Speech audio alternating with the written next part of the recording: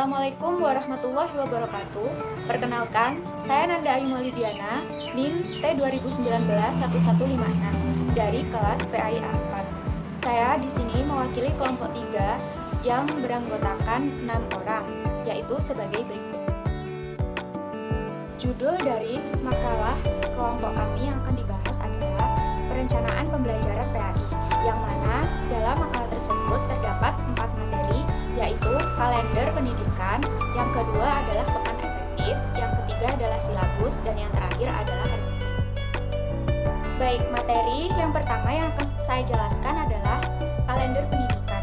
Kalender pendidikan atau kalender akademik adalah pengaturan waktu untuk kegiatan pembelajaran peserta didik selama 1 tahun ajaran yang mencakup permulaan tahun pelajaran, minggu efektif belajar, waktu pembelajaran efektif, dan hari libur.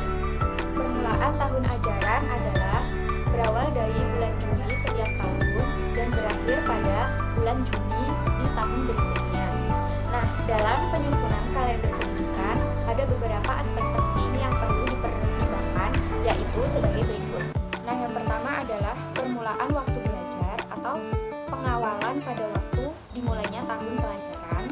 Yang kedua adalah minggu efektif belajar atau kegiatan pembelajaran untuk setiap tahun pelajaran. Yang ketiga adalah waktu pembelajaran efektif atau jumlah jam tiap minggu. Dan yang terakhir adalah waktu libur, yaitu bisa pada libur tengah semester, libur akhir semester, atau libur tahun. Contoh alokasi waktu pada kalender pendidikan adalah sebagai berikut. Yang kedua adalah rincian pekan efektif. Apa itu rincian pekan efektif?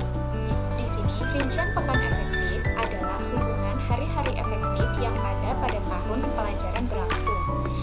Nah, distribusi alokasi waktu berisi rencana pembagian waktu atau alokasi waktu dalam pembelajaran tiap kompetensi dasar yang akan disusun dalam rencana pelaksanaan pembelajaran. Untuk menyusun RPE, yang harus dilihat dan diperhatikan adalah kalender akademik yang sedang berlangsung serta menjadi pedoman sekolah dalam menetapkan jumlah minggu atau pekan efektif.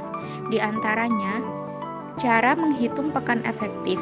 Untuk memudahkan dalam menghitung jumlah pekan efektif dalam 1 semester, maka terlebih dahulu harus menentukan jumlah hitungan hari-hari efektifnya dalam 1 semester menggunakan kalender akademik. Yang kedua, banyak pekan tidak efektif.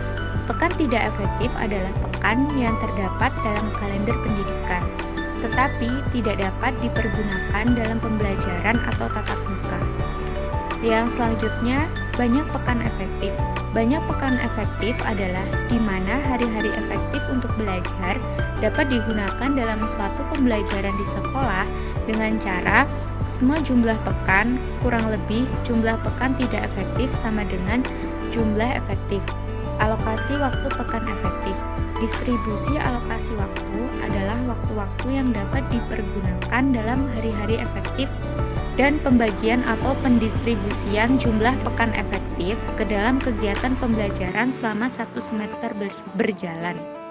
Materi yang selanjutnya adalah silabus. Silabus adalah rencana pembelajaran pada kelompok mata pelajaran tertentu yang mencakup standar kompetensi dasar, materi pokok atau pembelajaran, kegiatan pembelajaran, indikator penilaian, alokasi waktu dan sumber. Nah, silabus ini merupakan penjabaran standar kompetensi atau kompetensi dasar ke dalam materi pokok pembelajaran atau kegiatan pembelajaran dan indikator pencapaian kompetensi untuk penilaian.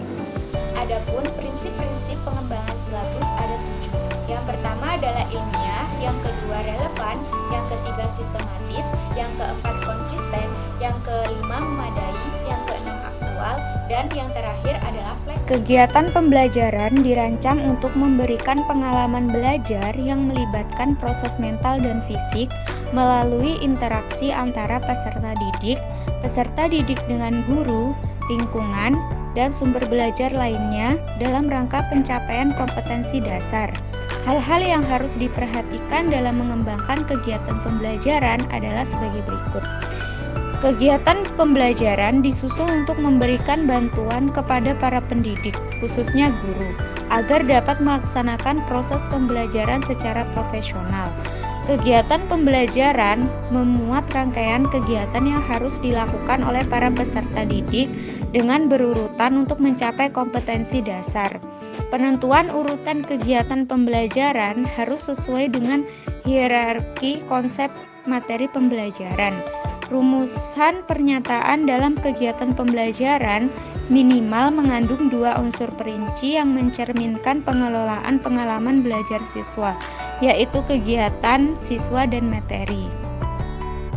Nah, yang selanjutnya adalah rencana pelaksanaan pembelajaran atau RPP. Adalah rencana yang menggambarkan prosedur dan pengorganisasian pembelajaran untuk mencapai satu kompetensi dasar yang terdiri atas satu indikator atau beberapa indikator untuk satu kali pertemuan atau lebih. RPP merupakan persiapan yang harus dilakukan guru sebelum mengajar. Persiapan di sini dapat diartikan persiapan tertulis maupun persiapan mental, situasi emosional yang ingin dibangun, lingkungan belajar yang produktif, termasuk meyakinkan pembelajar untuk mau terlibat secara penuh dalam pembelajaran. Berikut ini terdapat beberapa prinsip yang harus diperhatikan dalam pengembangan RPP, antara lain: kompetensi yang dirumuskan dalam RPP harus jelas. Makin konkret kompetensi, makin mudah diamati, dan makin tepat kegiatan-kegiatan yang harus dilakukan untuk membentuk kompetensi tersebut. Rencana pembelajaran harus sederhana dan fleksibel, serta dapat dilaksanakan dalam kegiatan pembelajaran dan pembentukan kompetensi peserta didik. Kegiatan-kegiatan yang disusun dan dikembangkan dalam RPP harus menunjang dan sesuai dengan kompetensi dasar yang telah ditetapkan.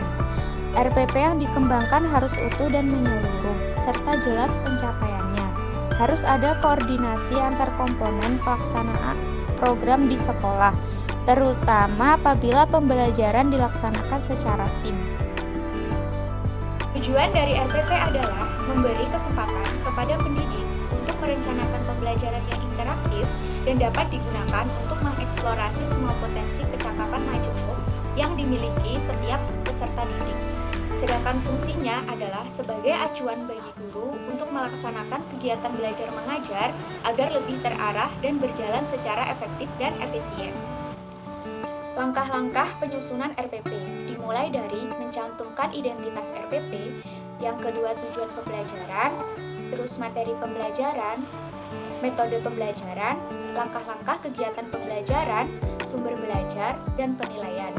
Nah, setiap komponen mempunyai arah pengembangan masing-masing. Namun, semuanya merupakan suatu kesatuan.